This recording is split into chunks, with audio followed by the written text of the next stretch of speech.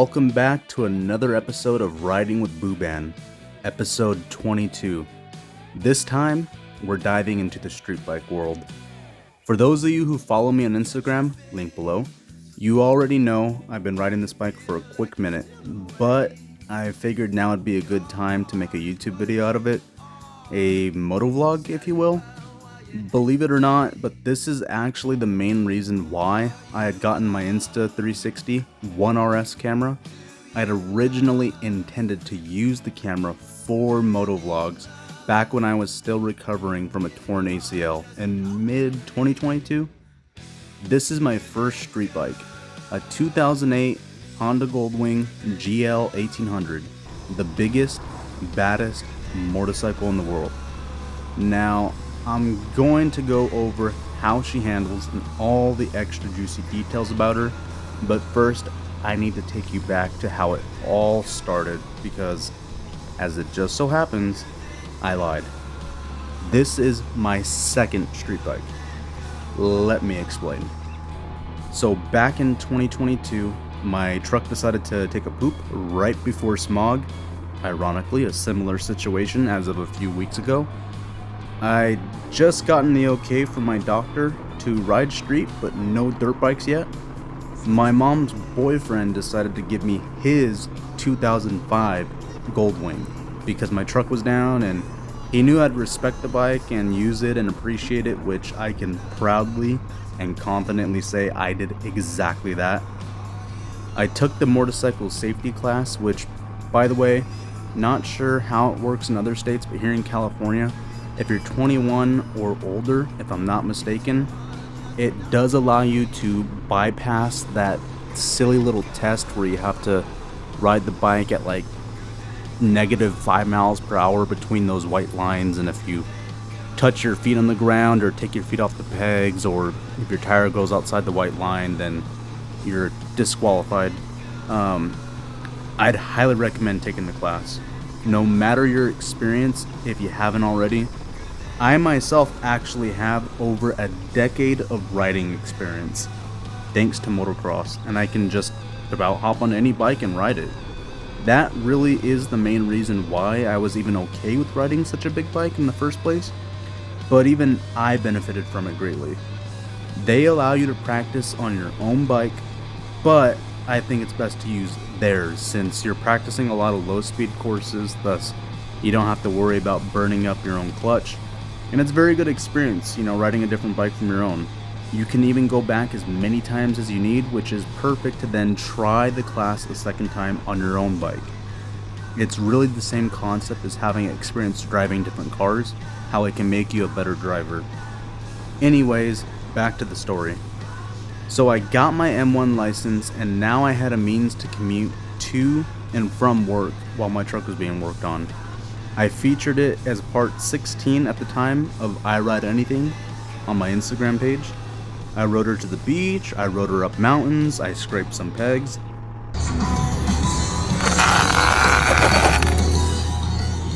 I had fun. And then I got hit by an idiot California driver who decided he didn't want to wait in traffic. In August of that same year, I was on my way to pay the registration and get the title in my name, and I chose to take San Mateo Canyon, one lane going one way and one lane going the other way. Traffic was going 5 miles per hour and I was going about 10 myself, with plenty of room as cars were kind enough to move over so I wasn't in the double yellow lines. It was just 2 minutes of traffic as it was letting up at an upcoming stop sign, and some dude decided to take me for a ride. He didn't even look, didn't signal, didn't check his mirrors, just yanked that steering wheel left and dragged me across oncoming into a dirt ditch. What he was trying to do was cut traffic by taking a dirt road shortcut off to the side of the road, and yeah, that's pretty much it. That's the end of that bike. Or so I thought, because then I got a message from some dude in Dubai saying he bought my bike, which I was extremely confused about at first, but then I remembered I had left a sticker on the bike with my Instagram handle.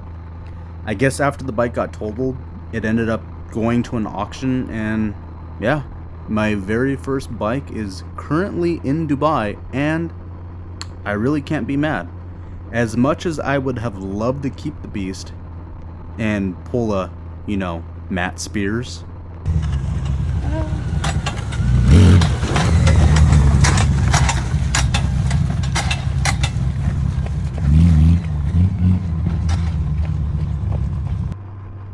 I'm just happy the bike is actually being used and enjoyed by another fellow rider across the globe. A far better fate than getting crushed at a junkyard or something, or, Matt Spears. Love you, Matt Spears. 'Twas the end of Ungoliant. Yeah, you heard me right. I named my bike after a giant spider from the Lord of the Rings. Yep, I am that type of nerd, but I don't care. On with the story. So, my mom's boyfriend just so happened to also have a 2008 Goldwing, and he did offer to give me that one, but as much as I really wanted to accept that offer, I thought it would be morally best to just accept his offer to ride the bike rather than own it. Motocross is my priority, and the only reason I even got into street riding was because I needed to get to work. Even now, the only reason why I've been riding street more is because my truck is down yet again. But yeah, that concludes the story on how I got into street and how I ended up riding Shelob as of recently. Yep, I named this one after the daughter of Ungoliant. Yeah, I know. Let me be a nerd. Anyways, I love riding, and I really had no intention of riding street anytime soon, nor to continue riding currently, but things happen for a reason, I suppose. So let's get into the nitty-gritty of this bike and why this is arguably the best motorcycle ever conceived. The only difference between this 2008 and the 05 is that all the bikes made before 06 were made in Honda's Ohio warehouse. Unfortunately, us Americans suck at welding compared to Japanese people. This generation of Goldwings had a mass recall on the frames because they would quite literally snap in half. Honda fixed that in 2006 by moving the production to Japan. Other than that, the bike stayed the same up until 2017, aside from minor cosmetic changes to the back end. With a bike that weighs 944 pounds, many would assume such a boat of a bike would be too heavy for any rider's own good, but that is where you are wrong. The bike is only heavy sometimes. You see, Honda was smart. They made sure to put as much of that weight as low to the ground as possible. This means the bike feels nowhere near as top heavy as you'd think, as it craves forward momentum. Don't get me wrong, when you're stationary, you definitely feel the weight of it, but once you start moving, this bike actually becomes nimbler than a dirt bike. You think I'm exaggerating? Look at this.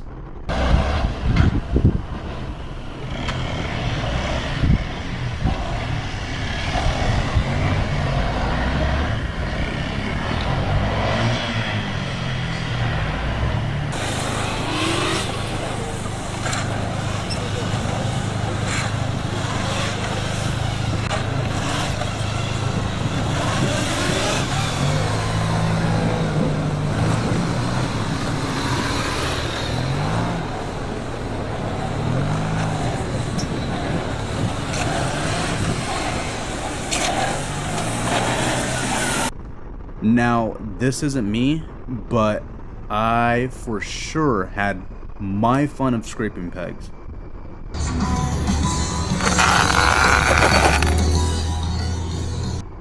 This agile handling is what makes this bike not just a touring bike, but a sport touring bike. 1800 cc's on this bike really makes sense. It's controllable power. It doesn't need less power. It doesn't need more power. I'll only do it at once. Oh, more power, baby! More power, baby. More power, baby! More power, baby! More power, baby! Rest in peace, Donut. This bike is in its own class of motorcycles, only opposed by the legendary Suzuki Hayabusa.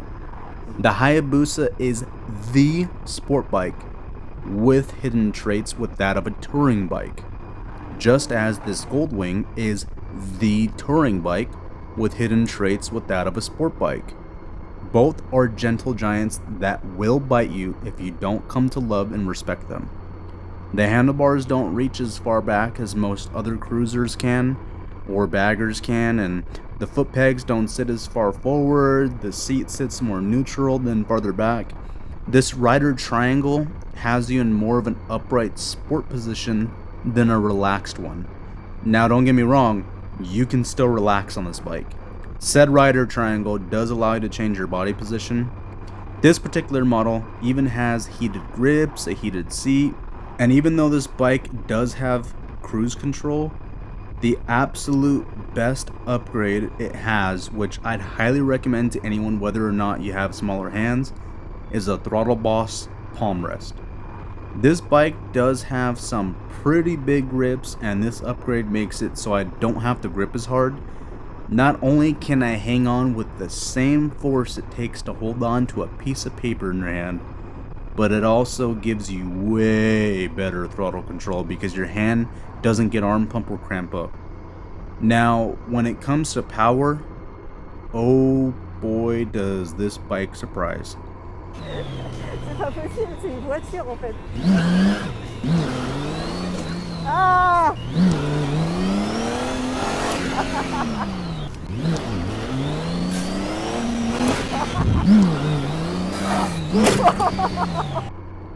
It does not accelerate as fast as other bikes, but it makes up for it with top speed and high speed agility. Now, because I am not a stupid rider, I can proudly say I do ride at safe speeds. The owner of Chaparral Motorsports used to have the same generation of Goldwing with the sidecar attachment, and he told me how he easily cruised at 120 miles per hour on an open highway in the middle of the desert. I can tell you for a fact that this bike has no problem reaching those speeds, and that's honestly what's kind of scary about this bike. It's really the same dilemma as the Cybertrucks right now. The biggest safety concern with those is that they're too heavy and too fast, which does increase the danger to others on and off the road. This bike is also heavy and fast. I'm sure you've all heard the saying, with great power comes great responsibility, and it's true. It's so easy to get carried away with the speed and agility of this bike that you have no choice but to contain yourself. This bike will keep up with the majority of sport bikes and crotch rockets. This bike will lay over and scrape pegs the entire way up a mountain. This bike will outmaneuver those very bikes in various circumstances. And this bike will kill you if you're not 100% alert and tame.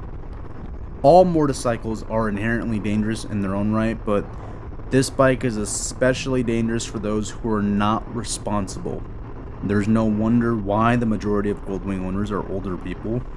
Aside from older riders tending to take care of their Goldwings better than other bikes because their reluctance to attempt their own maintenance, thus it ends up being generally serviced by professionals throughout the bike's lifespan, these older riders have experience, and they know they can easily outride just about almost every bike out there, but they don't. They know better. I will say the one thing I did miss about the 05 was that it was silver. This red paint is absolutely beautiful in this bike. I've seen plenty of different color combinations on various different Goldwings out there, and people come up with just the most gorgeous paint jobs I've ever seen.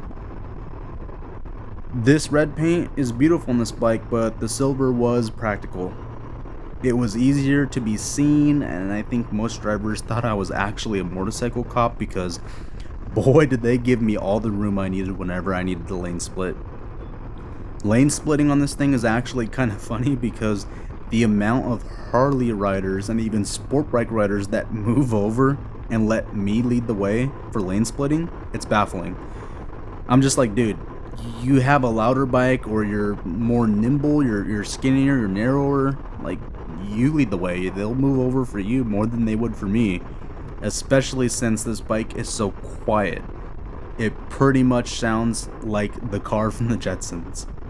I actually bought a purple Panda mic to use to record myself commentating exactly what I'm saying in this very recording, but I learned that that camera that I use has a decibel adjustment, so I've been experimenting with that until I can get it to where I'm satisfied with the audio. Because the bike is so quiet, it mainly lets the mic pick up on all the wind noise.